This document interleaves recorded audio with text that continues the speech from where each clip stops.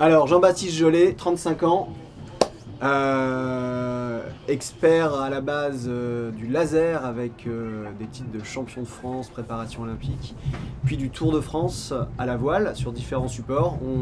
JB a rejoint le team en GC32 et ensuite en Ocean 50 où il est devenu navigant et a pris un rôle plus technique en devenant directeur technique et boat captain du bateau. Et j'ai envie de dire, on est quasiment parents de ce nouveau trimaran, tous les deux. Et JB, on a un petit peu façonné ensemble et au même moment notre culture multicoque. Donc cette transat et je trouve une belle finalité de ce qu'on a appris ensemble en multicoque depuis 5-6 ans maintenant. Sébastien Rogue, 36 ans. On se connaît maintenant depuis plus d'une vingtaine d'années. On s'était rencontrés sur les circuits en laser à l'époque où il faisait du dériveur. Ensuite, il est parti, lui, plus sur une carrière offshore en découvrant du coup le Mini, là où du coup il a fait ses armes et où il a très vite performé. Du Mini, ensuite, il est passé sur la catégorie classe 40. Il a pris quelques pieds et là, pareil, avec des belles saisons, ou notamment une, je crois, où il gagne à peu près tout. Donc quand même double vainqueur de la Transat Jacques Vabre, bientôt triple. Et puis après, du coup, ses expériences du coup, de voile offshore, il a décidé de revenir plus sur des régates en inshore avec du coup ce GC32 et ce circuit du coup de bateau volant. Donc il a été un peu un des précurseurs en France quand même à rejoindre ce circuit, où j'ai eu la chance du coup de naviguer dans cet équipage. On a également fait un petit peu de Flying Phantom tous les deux, donc qui est un petit catamaran de 18 pieds à foil aussi, durant 1 ou 2 saisons. Et puis donc suite à cette expérience de bateau volant, il a intégré du coup la catégorie Ocean 50 en rachetant du coup l'ancien bateau d'Armel Tripon, Réauté, qui du coup ce bateau nous a accompagnés de 2019 jusqu'à 2021 avec une belle victoire du coup sur la Jacques Vabre 2021 avec ce bateau. Et puis ensuite il s'est lancé donc dans la construction d'un nouvel Ocean 50 grâce justement à l'expérience de ces 2 ans sur le support. Et donc là, un nouveau bateau qui vient d'être mis à l'eau, et puis une Jacques Vabre du coup en duo cette fois, pour aller du coup essayer d'aller chercher cette 3e victoire. Même partenaire, mais pas exactement la même robe là. On a voulu être un peu plus incisif sur la déco. Mais surtout, tout nouveau bateau, plan Romaric Neusser. En termes de dimension, on reste vraiment sur la jauge Ocean 50, donc 15-24 de long, 15-24 de large. Un mât qui va quasiment à 24 mètres. Et un bateau beaucoup plus raide, on le voit rien que dans le cockpit dans lequel on est, qui est beaucoup plus protégé. Des formes de coque centrale un peu différentes. Et surtout avec JB qui a géré la construction du bateau, on a intégré tout ce qu'on avait appris depuis 4 ans en Ocean 50 pour que tout ce qu'on avait envie de changer sur notre ancien bateau puisse être intégré à celui-ci.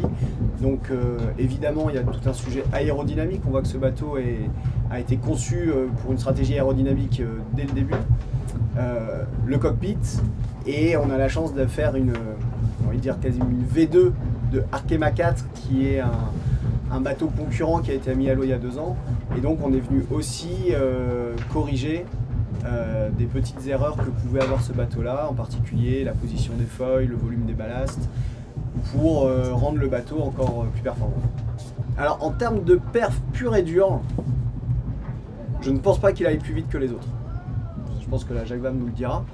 Mais, et pourquoi? Pour une raison très simple, c'est que la classe Ocean 50 a décidé, par ses règles techniques, que les bateaux neufs ne pouvaient pas rendre obsolètes les plus anciens. Je pense que la preuve de cette règle, c'est ce qu'on a fait en 2021 avec Mathieu et presque la route du Rhum en 2021 pardon, et 2022.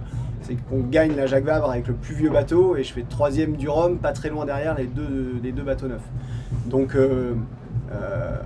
un bateau qui est vieux, ou en tout cas de dernière génération, garde des capacités qui sont réelles. Néanmoins, je pense que les bateaux neufs, en fait, tout se situe sur le 0 à 100, c'est-à-dire qu'on va tous à 100.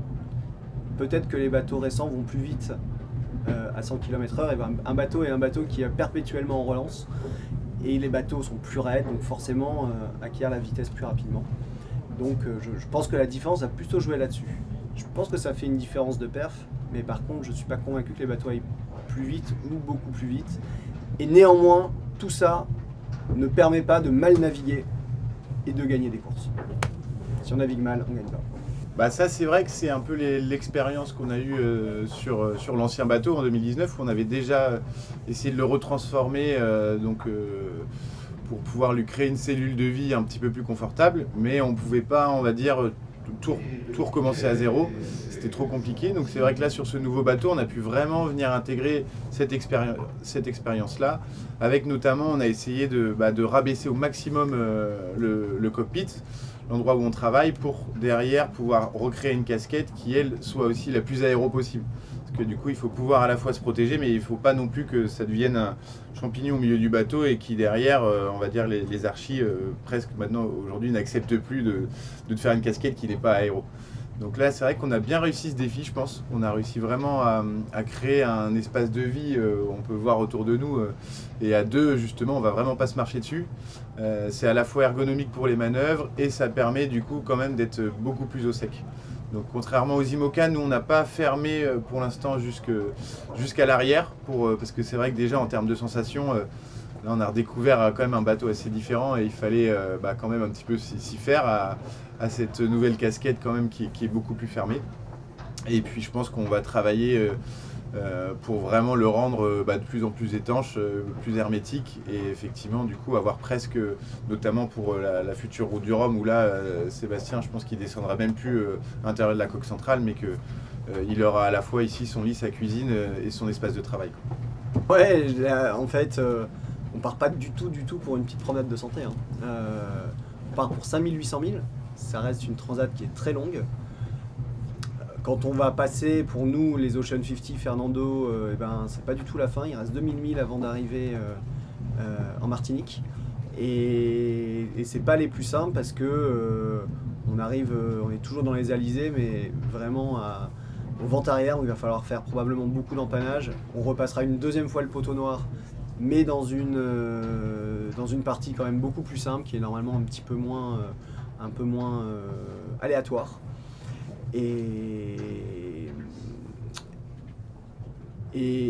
c'est un parcours compliqué. C'est peut-être le parcours le plus compliqué en termes de transat, parce que on ne part pas faire le contournement de l'anticyclone des Açores, on part vraiment juste le traverser, aller chercher une première fois le poteau noir, l'équateur, redescendre Fernando, remonter, avec au final beaucoup de routes obligatoires, donc une stratégie qui se ferme. Et donc, pour créer des écarts, il va falloir être beaucoup plus fin dans sa stratégie que ce qu'on peut l'être sur une route du Rhum, qui, elle, permet de faire des leviers plus importants en choisissant le nord ou le sud de l'Atlantique. Là, on a un peu des routes à suivre. Donc, et puis, c'est long. 15 jours avec JB, ça va, c'est pas trop long. Mais ça, c'est aussi une des forces de notre équipage, c'est qu'on s'entend bien, qu'on est amis et qu'on est heureux de passer du temps ensemble. Mais néanmoins, il ne faut vraiment pas se dire qu'on part pour une partie de plaisir. Même si on va beaucoup se croiser au final. Là justement, je commence à l'enlever là. On va dire que j'ai laissé un peu là du coup la job list pour du coup les techniciens, et j'essaie un petit peu de sortir de ce rôle-là pour vraiment rentrer dans mon rôle de co-skipper. Et effectivement, après, je dirais que à bord, forcément, Seb comme moi, on est capable de réparer à peu près tout à bord. Effectivement, là, on part avec un bateau qui est quand même relativement neuf. Après, je pense qu'il est quand même bien construit, et je pense qu'on a quand même peu de chance de devoir sortir les pots de résine et le carbone ou la fibre de verre, mais c'est sûr qu'il faut rester vigilant en fait sur la manière dont on va faire naviguer le bateau pour qu'en soi on soit toujours, on va dire que déjà nous on se mette pas en difficulté, et de deux qu'on tire pas trop sur le bateau et qu'on le fatigue pas trop vite, quoi. Et puis une régate de 15 jours, dedans tu es obligé d'intégrer une partie gestion matérielle. On va pas partir en se disant on tire tout ce qu'on peut et on s'arrêtera au stand en Martinique. C'est évident qu'il va falloir dans notre stratégie aussi intégrer cette partie longue transat pour que le potentiel du bateau ne soit pas diminué au fur et à mesure que le temps passe. Ben, la veille au soir, il faut manger des choses qui se rendent bien, quoi. Déjà, tu vois. Mais je pense que c'est jamais facile. En fait, il y a plus que cette transition-là. Il y a aussi une transition un peu émotive, dans le sens où un départ de transat, c'est jamais anodin. Et a fortiori, quand on sait qu'on va prendre des conditions dures au début. Donc il y a à la fois effectivement cet aspect de se remettre dans la peau du marin, que ce soit toi, ton oreille interne, ton estomac. En tout cas sur ces bateaux-là, on part pas pour un... On sait que ces bateaux sont dangereux, donc on sait qu'on part pour un exercice particulier. Et donc forcément, ça crée un peu d'émotion au départ. Donc cette première journée, première nuit, bon, chacun s'adapte comme il peut, je crois. Avec JB, c'est aussi encore une fois l'avantage qu'on a. Je pense on en a parlé il n'y a pas longtemps. C'était se parler et se dire comment on va et comment est-ce qu'on vit les choses pour pouvoir, même sur les premières heures et premières journées de course, adapter le rythme. Non pas le rythme du bateau, mais le rythme entre nous deux. Est-ce qu'il y en a un qui va réussir à mieux dormir que l'autre dès le début? Est-ce qu'il y en a un qui va être un peu malade ou pas? Et donc ça, on s'est promis de tout se raconter pour que ça n'entache jamais la performance, parce qu'on est là pour gagner. Mais on gagne avec 2 humains à bord d'une machine en composite. Et c'est ces 2 humains qui vont faire la différence. Donc pour que la meilleure perf soit au bout, bah, en fait notre aventure elle est humaine, quoi. Et donc on va faire attention à l'humain. Comme le bateau, pour trouver le bon équilibre. Bon équilibre pour le pousser le plus loin possible. Je pense qu'on est déjà tous différents sur ces sujets-là. Moi, j'ai plutôt de la chance, en tout cas d'un point de vue mal de mer, à jamais l'avoir. Mais moi, c'est plutôt le côté un peu émotionnel qui, je sais que c'est des journées chargées pour moi. Et donc, j'essaie de rentrer vite dans une bulle autour de la compétition, quoi. La performance, revenir sur les fondamentaux de la perf. On pense à rien d'autre qu'à faire avancer le bateau le plus vite possible. Et je m'enferme là-dedans pendant 15 jours en général. C'est même encore moins stressant, je dirais, parce que ça fait moins de monde sur la ligne. Donc je pense qu'on aura du coup encore plus, on va dire, la possibilité de partir dans de bonnes conditions. C'est vrai que, alors moi j'étais pas à bord pour le départ, mais j'étais souvent à bord jusque les 10 minutes avant. Et c'est vrai que c'est quand même des lignes assez denses quand tous les bateaux partent ensemble. Donc là, je dirais que ça va dans le bon sens. Je pense que ça va enlever une petite partie de stress supplémentaire. En multicoque, que ce soit en Ultime ou en Ocean 50, le routage est autorisé. Donc notre équipe routage, je suis convaincu, décortique l'ensemble des informations qui sont à leur disposition, et en particulier celles des flottes à côté de nous ou devant nous, que ce soit les Ultimes ou les IMOCA. Ça leur donne des informations pour nous guider encore plus précisément. Et nous, on regarde. Mais c'est vrai qu'aujourd'hui, et sur une Jacques Vabre, quand tu es routé, en fait, cette stratégie-là, chez nous, elle est un petit peu décentralisée. Et donc, et comme on a confiance en notre cellule de routage, c'est vrai qu'on passe plus de temps à essayer d'aller le plus vite possible à l'endroit qu'ils nous indiquent, plus qu'à vérifier de nous-mêmes s'ils ont raison ou tort sur là où ils veulent nous envoyer. Donc on le regarde plus par distraction, mais sans forcément faire une analyse très poussée, parce qu'on n'a pas le temps. Et c'est bien pour ça qu'on a des cellules de routage.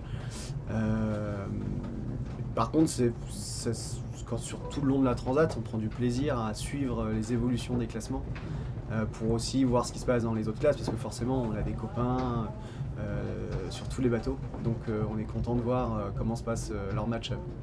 Donc ce sera Yann Amis, météorologue, Daniel Souben, routeur et stratège et performeur, accompagné d'un autre Souben, Mathieu, à qui on se partageait vraiment ce rôle-là entre le jour et la nuit. Donc au final, Mathieu reste un petit peu avec nous. Et on a une très belle cellule de routage de 3 personnes pour en permanence pouvoir conseiller le bateau.